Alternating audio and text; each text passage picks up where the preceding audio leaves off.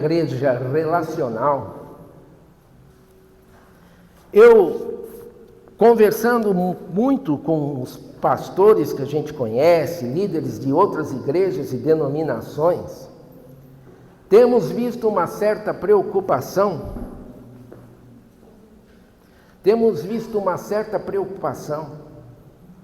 com o crescimento da igreja do século XXI. A igreja odierna, a igreja do século XXI, ela está se transformando numa igreja impessoal, numa igreja virtual. Até para alguns, conseguem rotular como uma igreja artificial.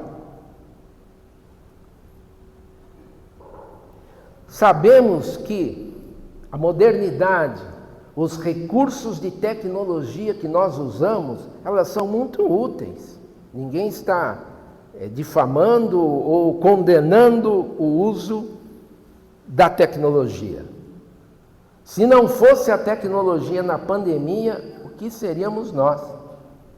Nós pudemos usar as lives e as igrejas sobreviveram. Não fique em casa. Porém, apesar do conforto, porque, por exemplo, hoje nós temos o recurso onde pessoas que não podem vir à igreja podem nos assistir aqui pela live. Antigamente nós não tínhamos isso.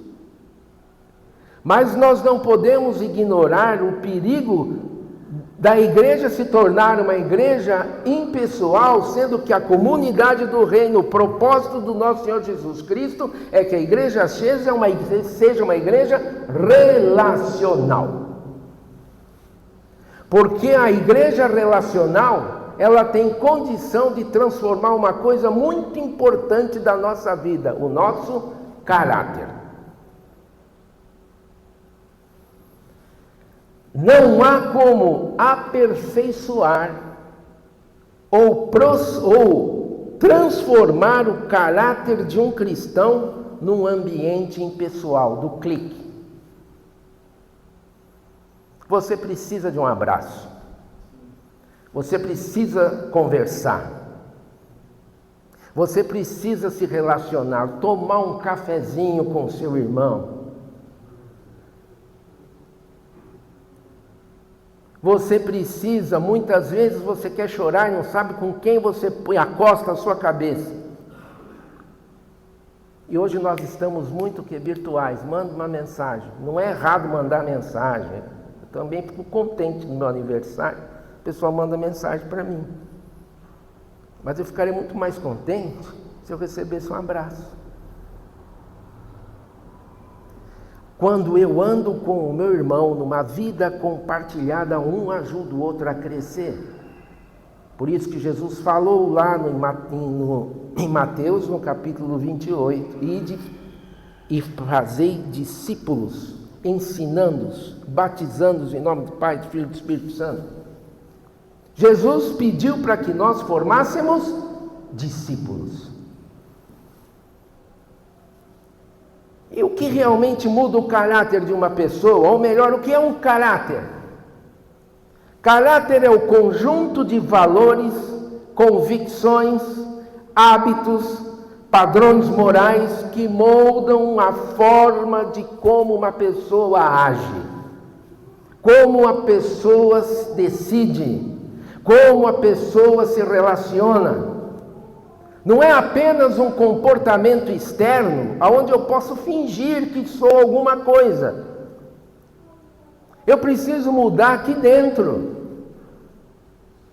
Eu preciso mudar, a qualidade interna é que determina o meu comportamento externo, mesmo quando ninguém está olhando. A qualidade interna de princípios, quando eu tenho a minha qualidade interna é ruim, as minhas ações são ruins. Quando a minha qualidade interna está pautada nos princípios bíblicos, o meu agir, o meu relacionar, o meu poder de decisão é abençoado, é transformado com base nos princípios bíblicos. Então eu apontei alguns itens. Biblicamente, o que faz parte de um bom caráter? A integridade. Uma pessoa íntegra, que dá bom testemunho, que segue os princípios bíblicos, que procura se amoldar nos ensinamentos de Jesus. Provérbios 10, no versículo 9, diz assim: quem anda com integridade, anda com segurança, mas quem segue veredas tortuosas será descoberto. Faz parte de um bom caráter amar a verdade. Um homem transformado, no caráter cristão transformado, você tem amor pela verdade. O Salmo 15, versículo 2, diz: aquele que é íntegro em sua conduta e pratica o que é justo e que de coração fala a verdade, não se abala.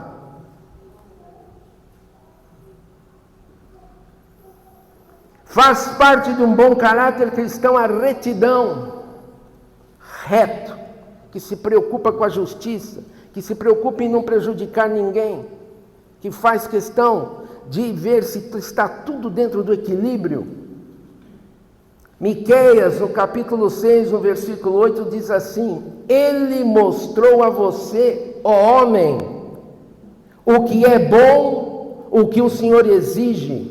Pratique a justiça, ame a fidelidade, ande humildemente com o seu Deus. Faz parte também do caráter cristão a constância moral, que nós precisamos tomar cuidado. O inimigo, o mundo jaz no maligno, e a enxurrada de coisas imorais vem de forma sutil para querer sujar o nosso caráter. Tiago, capítulo 1, versículo 4. A perseverança deve ter ação completa, a fim de que vocês sejam maduros e íntegros, sem que falte a vocês coisa alguma. Também faz parte de um bom caráter cristão, existem inúmeras coisas para que a gente pode falar, a coerência entre fé e prática. Nós temos que exercitar isso, tomar cuidado, prestar atenção com relação à coerência entre fé e prática.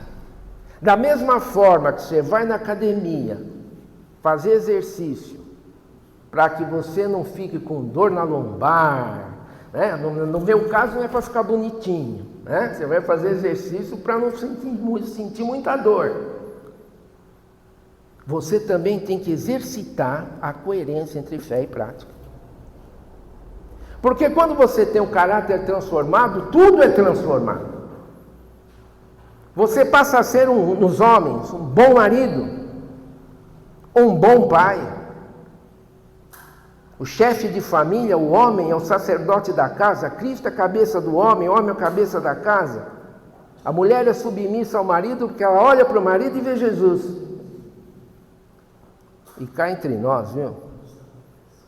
Nós estamos muito em débito com isso. Falo para os homens. Tem muito mais mulher fiel do que homem na igreja. Você é um bom pai. Você é um bom profissional. Você sabe se portar nos ambientes. Se porta com postura. Sabe se vestir bem. Você tem condição de estar ajudando pessoas porque você tem um caráter ilibado. Mateus, capítulo 7, versículo 16 a 20, diz assim: vocês os reconhecerão por seus frutos. Pode alguém colher uvas de um espinheiro ou figos de ervas daninhas? Semelhantemente, toda árvore que boa dá frutos bons, mas a árvore ruim dá frutos ruins. A árvore boa não pode dar fruto ruim, nem a árvore ruim pode dar fruto bom. Toda árvore que não produz bons frutos é cortada e lançada ao fogo.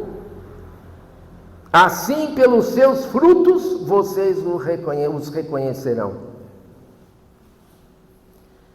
Mas como que esse caráter bíblico ele é formado dentro de um cristão? Alguns acreditam que cursos, regras, boas intenções podem transformar um caráter. Mas o Evangelho mostra e demonstra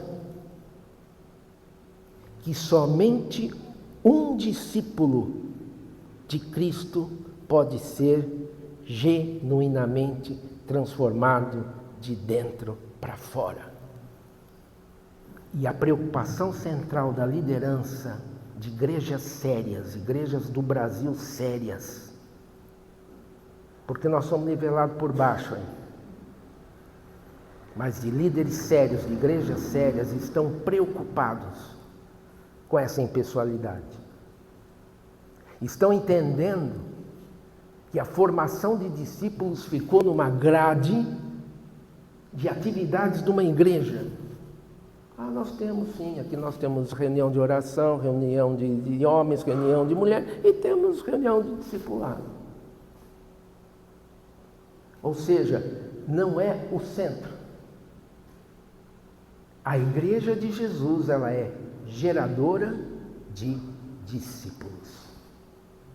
Por isso que nós vamos ter, inclusive, a IPI, dia 23 de maio, nós vamos ter o Aviva em Santos, cujo foco do tema é discipulado. Como que nós vamos revitalizar igrejas? As igrejas precisam ser revitalizadas, elas precisam formar discípulos. Então, eu vou quebrar o protocolo, diz para o teu irmão aí, você é discípulo?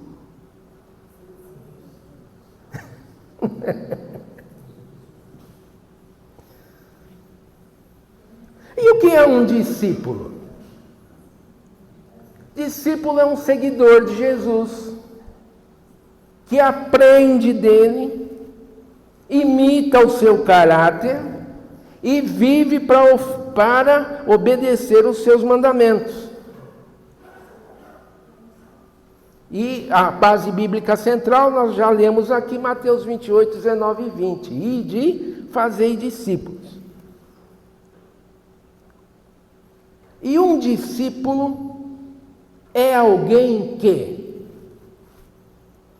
primeiro, discípulo de Cristo reconhece Jesus como Senhor.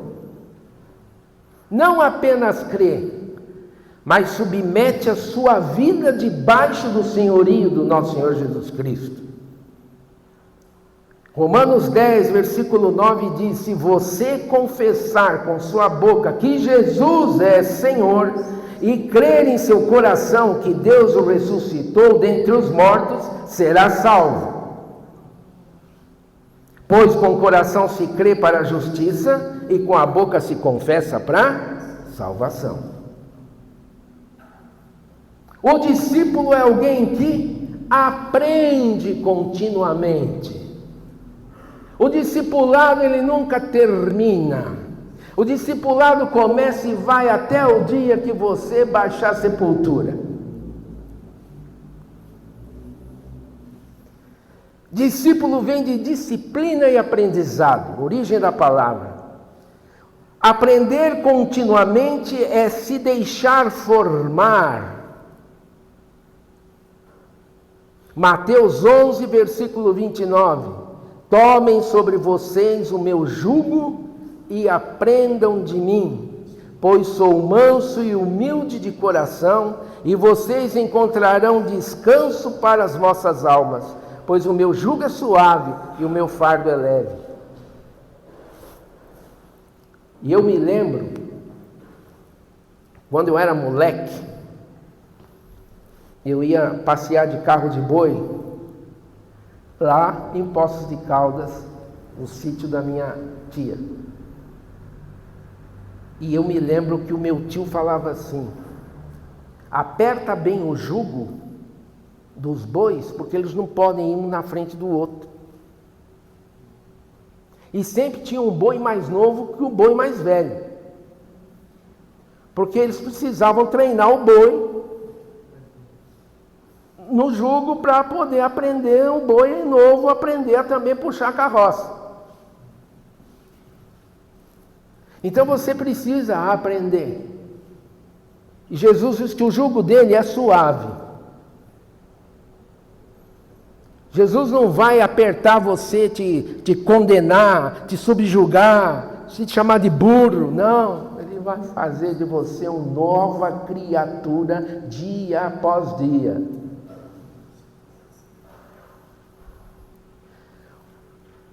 Um discípulo é alguém que imita o caráter de Cristo.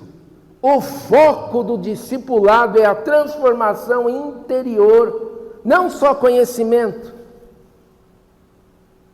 Eu conheci um professor de teologia no meu curso de teologia, que ele chegou para mim e falou assim: Alexandre, eu sou professor de escatologia, conheço profundamente, mas eu cheguei à conclusão que a palavra não fez efeito no meu coração. Você pode ser um PhD dos PhDs. Se a palavra de Deus não volta vazia, você tem que deixar ela transformar você. Esse é o nosso exercício, é o meu desafio. Eu tenho um caderno cheio de coisa para consertar. Mas eu preciso deixar que a palavra de Deus transforme o meu interior. O discípulo é alguém que vive em comunidade. Por isso que nós estamos preocupados que a igreja não pode ser impessoal. Ninguém é discípulo sozinho. Atos capítulo 2, versículo 41. Os que aceitaram a mensagem foram batizados. E naquele dia houve um acréscimo de cerca de 3.000 pessoas. Eles se dedicavam ao ensino dos apóstolos e à comunhão, e ao partir do pão e às orações. Todos estavam cheios de temor, muitas maravilhas e sinais eram feitos pelos apóstolos, e os que criam mantinham-se unidos e tinham tudo em comum. Havia o que? Comunhão, partir do pão e oração. A cruz nos remete à mesa. E a mesa sempre nos remete à cruz. É na mesa que as coisas se acertam. Foi na mesa que os discípulos de Emaús enxergaram Jesus. É na mesa que você parte o pão. Partir pão também é dar um pouco do que eu sei para você em Cristo e você para mim. Quando nós celebramos a ceia, nós temos que lembrar que nós somos um. Nós temos que lembrar que nós temos os nossos irmãos. Nós temos que lembrar que vocês são importantes para mim e eu sou importante para vocês. Isso é partir pão. É na hora que você parte o pão que você chora, é na hora que você parte o pão que você abre a sua vida. Você também se alegra, porque vida de cristão não é só chorar, né, gente? Também você se alegra.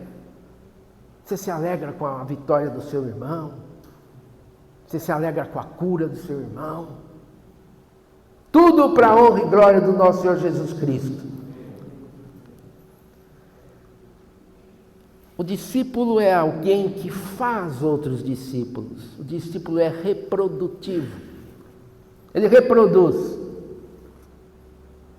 Por isso que o discípulo é ponta firme. Eu sempre falo isso. O discípulo não vai embora. Discípulo não faz... Pintaram a igreja de azul, eu gostava de cada cor areia, então eu vou embora. Discípulo é firme. Discípulo é ponta firme. Ele aguenta a pancada e não deixa a peteca cair. Ele fica firme na igreja.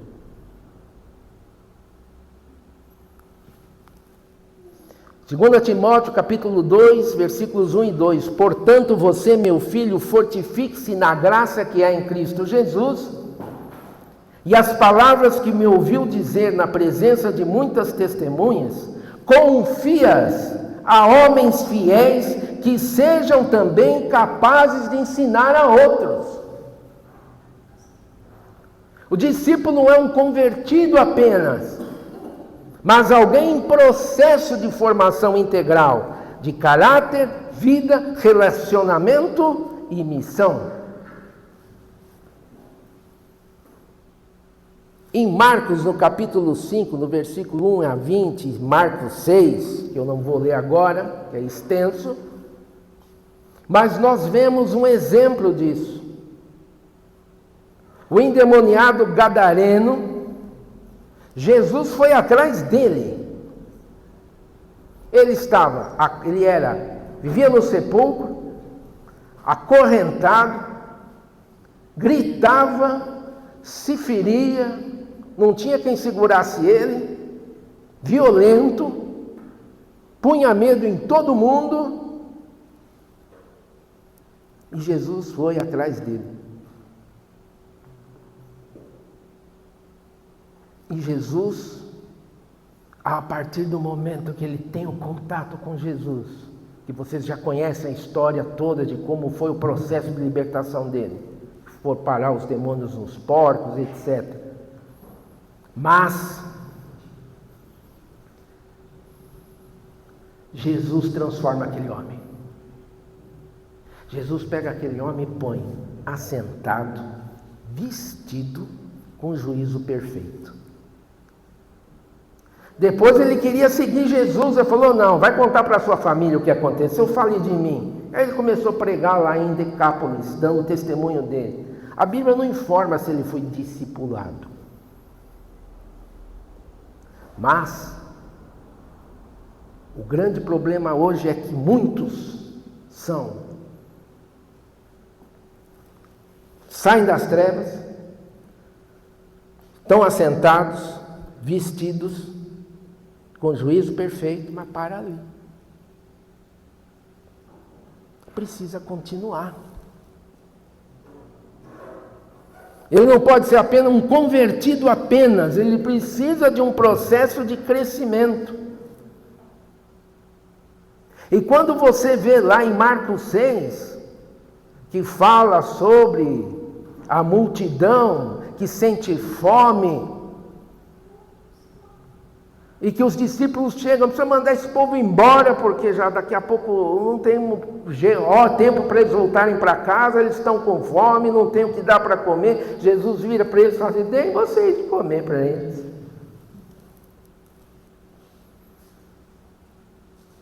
Mas como que eu vou dar de comer? Preciso de 200 denários para comprar, preciso de um Carrefour inteiro para encher esse povo aqui de comida. Mas aí, o que vai? Jesus pergunta, o que vocês têm? Eu sempre troco. O pão é 2, né? Eu sempre troco. 5 pães e 2 peixinhos. Eu sempre troco. Então vamos. O que você tem? O que você tem para dar para alguém? Meu irmão, minha irmã, não tenha medo de pregar, não tenha medo de discipular, porque quem faz o milagre é Jesus.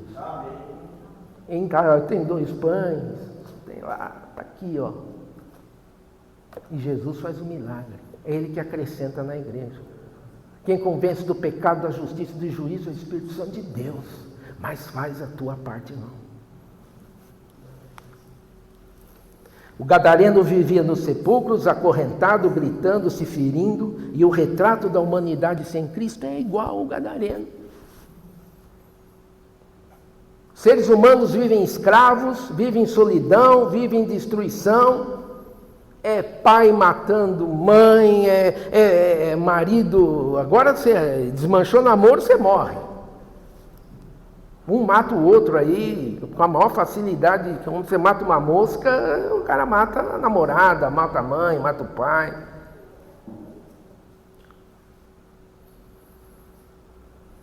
A humanidade tem convívio com uma sociedade desregrada, mas Jesus liberta e restaura. E você é o agente que Deus escolheu para essa função.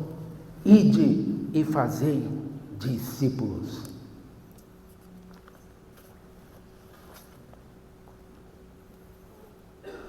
Então eu quero que você preste atenção. O caráter humano é transformado em imagem de Cristo quando vivemos em discipulado. Então eu quero que você, nesse momento, você feche os teus olhos, que você faça uma reflexão. E eu, lógico, estou fazendo com vocês também. Como está o seu caráter?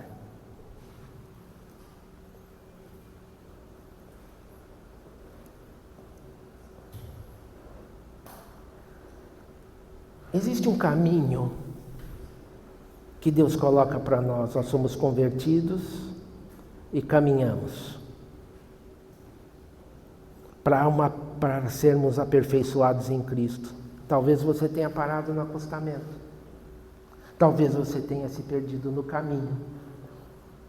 Mas hoje é o dia, é o momento para você rever os seus princípios, para você rever o seu cristianismo.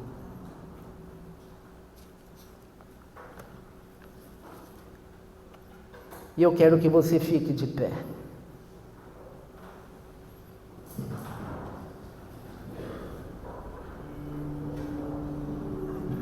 Irmão, você foi escolhido por Jesus com esse objetivo. Você não vai ser discípulo de um filósofo. Você não vai ser discípulo de um grande pensador. Você não vai ser discípulo de alguém que tem uma ideologia legal. Você vai ser discípulo daquele que venceu a morte. Você vai ser discípulo daquele que criou todas as coisas. Você vai ser discípulo daquele que te libertou e fez de você uma pessoa restaurada para anunciar as maravilhas do Senhor nesta terra. Jesus colocou você aqui dentro desta igreja para que você produza. Colocou você dentro desta igreja para que você multiplique. Que você se multiplique, você multiplique e encha isso aqui de discípulos. E eu creio que Deus está sacudindo a cada um de nós essa noite, para nós enxergarmos quem realmente nós somos, e fazermos a nossa parte nesta terra, e fazer a nossa parte neste Guarujá.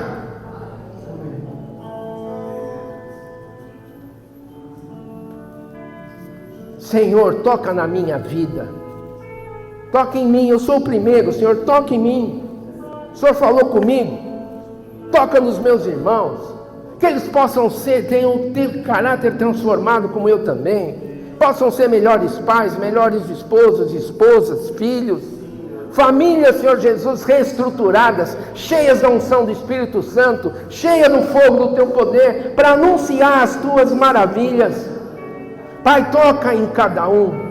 Senhor, repreende todo o mal, toda obra das trevas que queira impedir, que queira nos cegar, que queira nos deixar no acostamento, achando que uma vidinha normal de culto dominical está bom. Ah, Espírito de Deus, toca cada um de nós, toca cada líder desta igreja, toca cada um de nós, Pai, nos faz novos, Senhor.